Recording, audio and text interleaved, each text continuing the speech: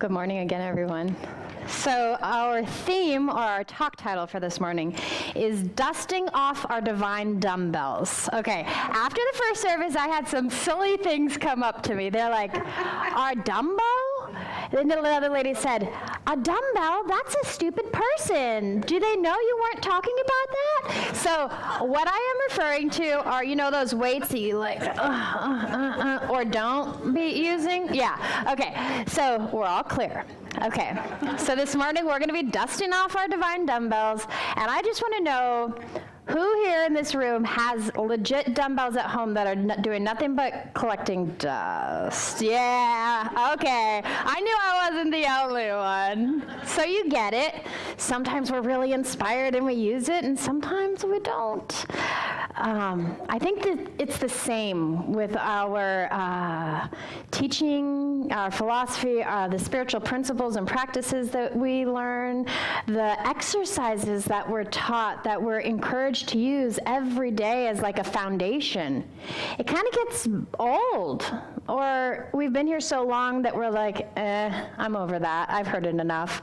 Or maybe we think we're too evolved, right? Oh, I don't need to be doing that anymore. I'm so far past that, right? Like, until you like look around and you're like, shoot, what was I supposed to do in this situation? So we have these exercises, we have these tools, we have these principles here, and a lot of times, well, historically, the Centers for Spiritual Living around the world, come January, we'll take the first 4 chapters of the Science of Mind textbook, which is the compilation of our philosophy, and then they'll go through one each week so that we kind of are reminded, our cobwebs are dusted off, and we're reminded, oh yeah, this is what we believe, or this is what they believe, or however you want to say it.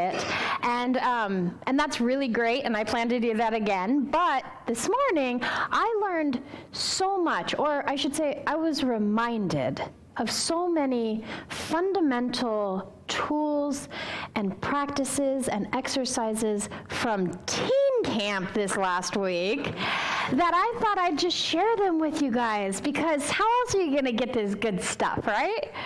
And then we're going to have the teens actually come up and speak for themselves. So this is fantastic. So when you go to teen camp, we do 2 workshops a day every day. So it gets pretty intense pretty quick. And I am just astounded that I haven't been to teen camp since I was like 16, yet even me being a newcomer there, they were so warm, so welcoming, so like respectful and honoring of me. And they were willing to open up quickly. Which when you open up and you become vulnerable, that's when real work happens, right? That's when the real stuff, the real good, juicy stuff comes out, and that's when we can work on it. So the first workshop that we did, and the first divine dumbbell I want to invite us to dust off, it was called Stepping In. And stepping in has to do with spiritual mind treatment. And so spiritual mind treatment in this philosophy is our kind of word of calling prayer, right? We use so many different words that you might get yourself really lost and confused. We use affirmative prayer, we use treatment, we use spiritual mind treatment. Any others I'm forgetting? Okay, but that's a whole bunch of stuff to say one thing, right? So it can get kind of tricky and confusing, and there's people here in this room, just like there were people at the camp who had been hearing about it forever, and it was like old news to them. And then there were people who were new, just like I'm sure there's people who are new here today who are like, what? What is this? Well, does everybody want to shout out what the 5 steps of spiritual mind treatment are? Starting with? Recognition. Unification, realization, thanksgiving. Yes. And we think, well, at least I did, why do we have to use all these steps? Well, it's not really a uniform steps like you have to use it. It's more like a logical and natural outcome or progression, right? So it kind of goes like this. Recognition. Well, the teens in my group like to call it the force, okay, instead of God. So let's go with the force. The force is all there is. It is in and through and created everything, okay? That's recognition. Unification is, wow, if the force is all there is and it created everything, I must be a creation of it. Okay, so we've just unified ourselves with that. And then realization is just, wow, if the force is all there is and I'm a creation of that, then whatever the divine is, whatever the force is, I must be too, and therefore I am whole, I am prosperous, I am healthy, I am well. And then what? What naturally comes out of knowing that? Gratitude, yeah, that's where Thanksgiving comes in. And then release, it's like, okay, God is, therefore I am, therefore ... whatever it is I affirm and declare, and I'm grateful to know this, and so I'm going to release it into that infinite creative law that says yes. You think you're amazing? Yes. You think you're stupid? Yes. You think you're poverty-ridden? Yes. You think you're a millionaire? Yes. It's always going to say yes. And so that's kind of the gist of this 5-step prayer treatment. But I have to tell you all something. It actually hurts my heart. So I've been in this philosophy for decades, actually. I can actually say that. Okay, I know I look young, but it's been decades.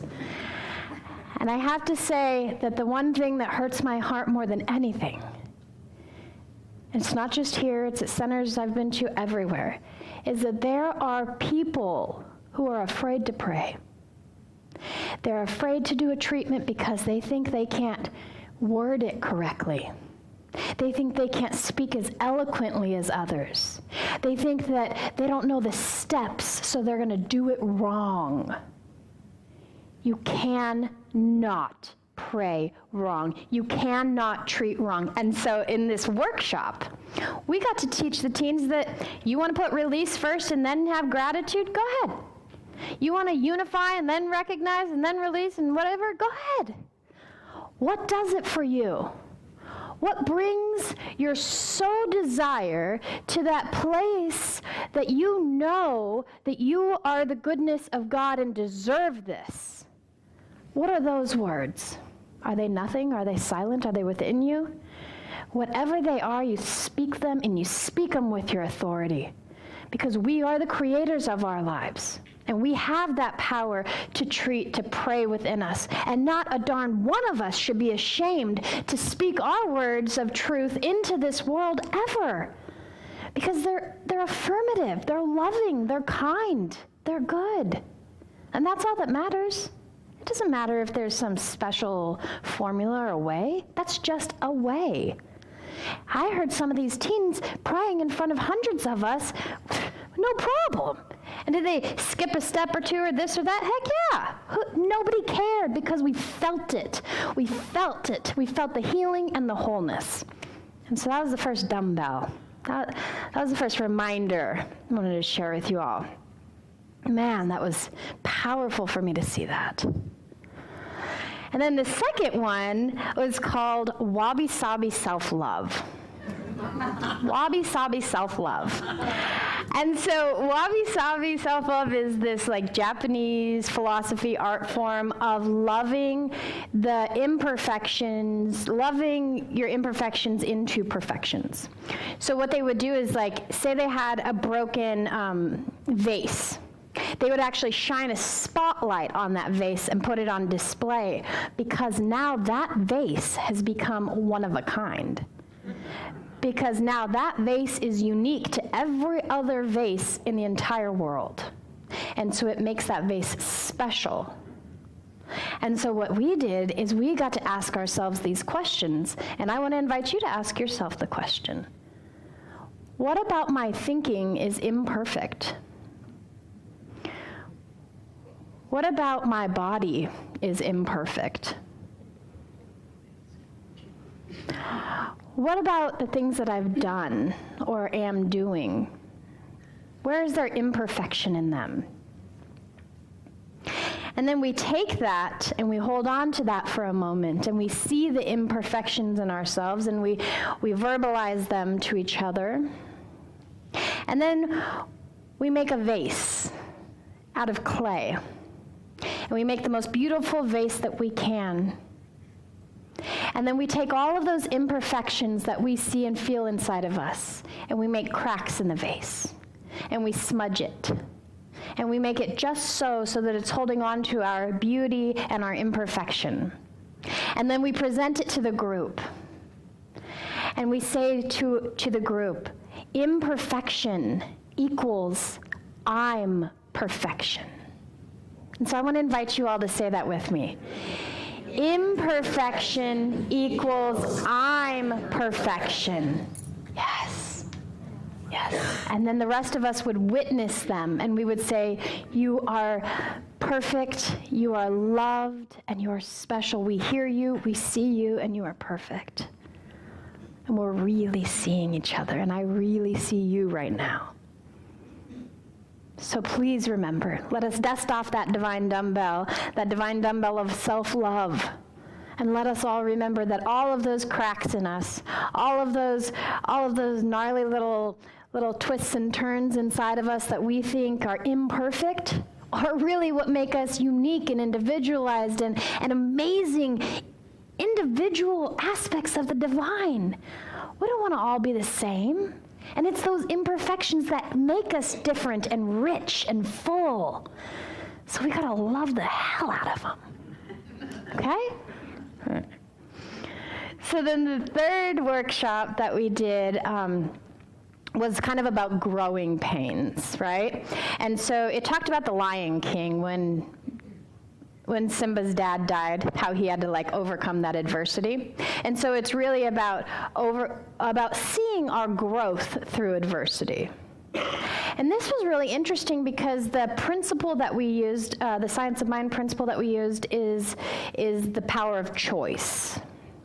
And so we realized that in an adversity, whether it was self-caused or not, we have choice. And we have choice to allow that to continue to be our story forever and ever and evermore. We can allow that we grew up abused or poor or segregated or that nobody liked us. We can grow up having that experience and allowing that to be our story. Or we can say, this isn't gonna be my story, this is my fertilizer. And you can use fertilizer in a couple different ways here. But fertilizer is this nutrition-filled grit that grows out of it something absolutely beautiful. And maybe we're in the fertilizer. Maybe we stepped in it, fell on our face in it, I don't know.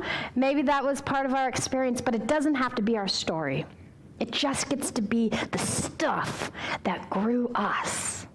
And so that's what we did. We looked at the areas that we had a very hard time with. And I want to invite us to do that. Let's not get stuck in our stories, guys. Let's not get stuck in our struggles. Let's get stuck in, wow, look at how far I've come. Let's get stuck in the fact that we're in here today. That says something. That says that we believe in coming together for a greater good, that we believe that we are all inspirational to each other and we want to be with each other. And that's just amazing.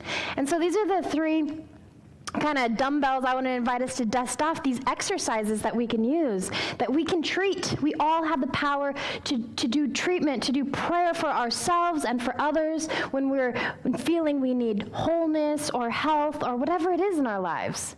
That self-love is a fundamental aspect of who we are. And I know people find it very hard to love themselves, but we got to surrender and just give it a try. And to know, the third exercise is really just to know that our adversities are not who we are. They're just the fertilizer for who we're becoming. And so when we use these, when we do daily spiritual practice, when we come back to the foundation, to the fundamentals of who we are, even though sometimes it feels mundane, like, oh, I've taken foundations 5 times, or, like I've already been through that class, or I've been a part of this philosophy forever. We kind of get like, I don't know, used to it. And then we forget to use it. But when we use it, and we've all had these times where we're really good and we're really disciplined and we're like, I got that spiritual muscle that ain't nothing gonna break me, Nothing's gonna get me down. And it's that that's created through all of these small little exercises and practices. And so now I have the absolute honor of sharing or bringing up the teens to share their experience at teen camp. So would you all come up and sit in these chairs? Yeah.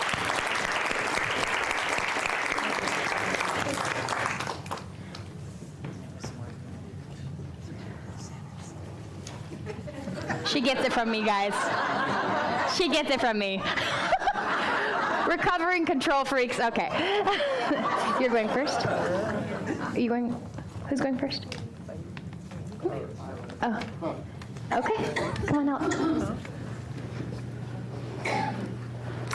Good morning. Camp was amazing. I loved every second of it. A little sad that it's over, but it's still okay. I want to say thank you to everyone here for your donations. I really appreciate it.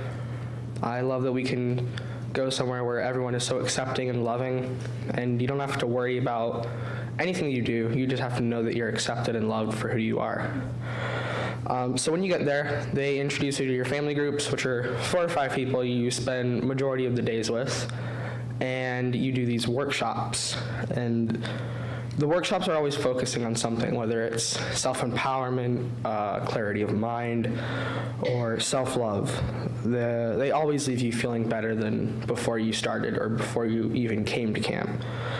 And the one that I wanted to focus on was the abisabi love, because it's the Japanese tradition where you focus on your imperfections and you realize that they are your perfections, because it's what makes you identifiable from every other face in the crowd or the next person. And I know people obsess about what they look like, how they think, how they feel, what they've done or what they are going to do. And it's just a great feeling to be able to know that no matter what you look like or no matter what you think, you're perfect and everyone else accepts you for that. So after you shared what you thought was wrong with you physically, mentally, and what you like about yourself with your family group, they would circle around you. You would say imperfection equals I am perfection, and I didn't really get that until like it was almost over, because the I, the M. But then they would have you yell that imperfection equals I am perfection, and then they would circle you and say, we hear you, we accept you, and we love you. And it's just really great being able to go there and be so accepted. Thank you.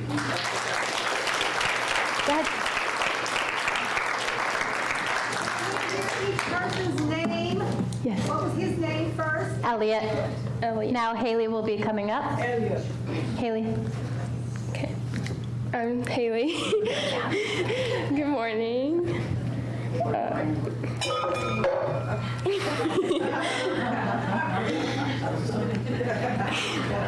So I just want to start by thanking each and every one of you for all of your donations and all the love and support that you guys have given us, and in making it able for us to be able to go to camp and bring 3 new people. One of them is Matthias right here. We really appreciate it. Camp really means a lot to us, because it's just this like little bubble where everyone is just so loved and supported in any little aspect, and it's more than words. Like, you can't even describe how like amazing it is, and you have some of the most amazing experiences and meet some of the most amazing people that you'll ever meet. What I like about this teaching is that really makes us aware of all the oneness and love that's around us and in our community, and that we can spread it to everyone that we meet. Growth from adversity was one of the last workshops that we did, and I can personally relate to that in that going to teen camp has gotten me out of my little shell and the little introverted shyness. So I wouldn't, before, I wouldn't even speak in the youth group, or I wouldn't be able to be up here or really do anything. And yesterday I actually got 2 awards from speaking in front of people.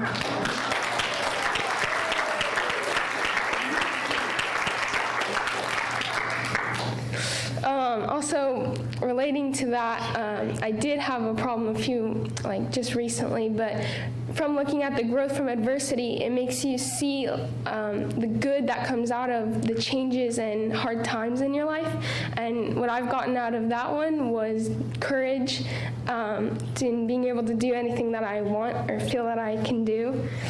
And I'm just so thankful for everything. Yeah, thank you.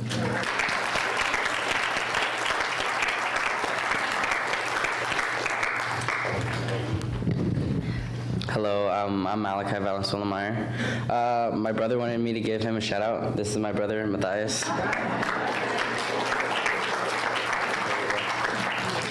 Let me restart.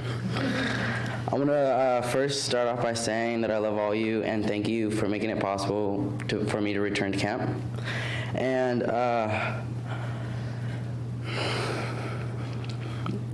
camp has changed me into being a better person, and the things that happen at camp, you can't find it anywhere else, and it's just an experience that it will take you throughout your whole life. And I want to thank my Aunt Lisa for bringing me here to this place. I wasn't really going to church. I wasn't really participating, and after I came here, I've been trying to be here more. Just see everyone's faces, talk, give hugs, and be loving.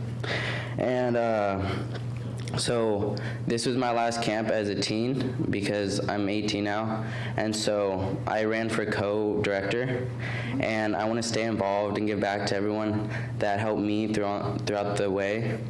And so I want to be there for the kids that were there when I wasn't as stable or as in the place that I am at the moment. So I hope to be a great leader in 2018 of winter camp. I want to thank Nicole and Michael for being there for me and just being loving people, and I couldn't ask for better. And so I want to tell you all I love you again, and thank you for having me. We love you.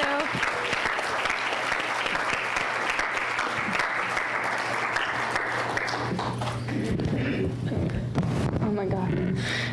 Okay, hi, I'm April. Hey guys. Okay, so I want to start off, I have a little something I'm going to read, but I wanted to start off by saying thank you to Malachi, because for quite a few weeks I didn't come here after I had come. I went to winter camp last year, and I really liked it, but I just didn't come as often, and so Malachi got me coming back here, which was really nice. And then he encouraged me to go to winter camp as well, so Malachi has been a really good friend and also brought me back to you guys, which was really nice, so thank you. Okay. I don't like this thing. Okay. I'm just gonna look at my phone, but I'm looking up at you guys too. Okay. So this is what I read at winter camp as well, but I think it's something that I've learned at winter camp and learned from this way of living that I wanted to share with you guys. So I'm April, and I want to talk about regret. I've made some choices I'm not happy with, and for years beat myself up about them. But lately I've come to realize something, and I want to share it. So these last few days, I've heard the word regret a lot. Sometimes bad things happen, or you do something you don't like, and you immediately consider it a regret. You think about all the different ways you could have dealt with a certain situation, but you didn't. The thing is, you cannot change anything that's already happened, but you can change your view on the occurrence. You have the choice to regret your action and consider it a negative experience, or you can think about how from every regret you can take something from it. You might be able to apply it in your life now, or you might be able to apply it in your life tomorrow, or 20 years from now. I'm not saying it's not okay to feel bad about your decisions that you aren't happy about, but don't let them define you. Because if you have regrets, you might be regretting lessons learned, and you might be regretting things that make you the person that you are today. Oh my God. We're all with you. All of us. Come on, let's go. Come on.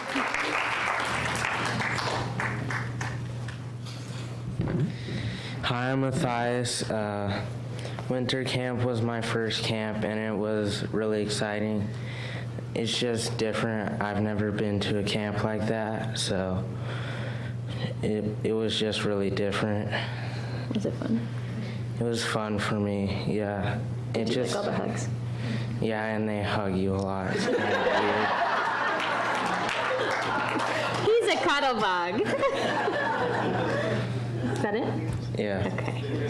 Y'all want to stand up and join me in appreciating them? This is our future, ladies and gentlemen.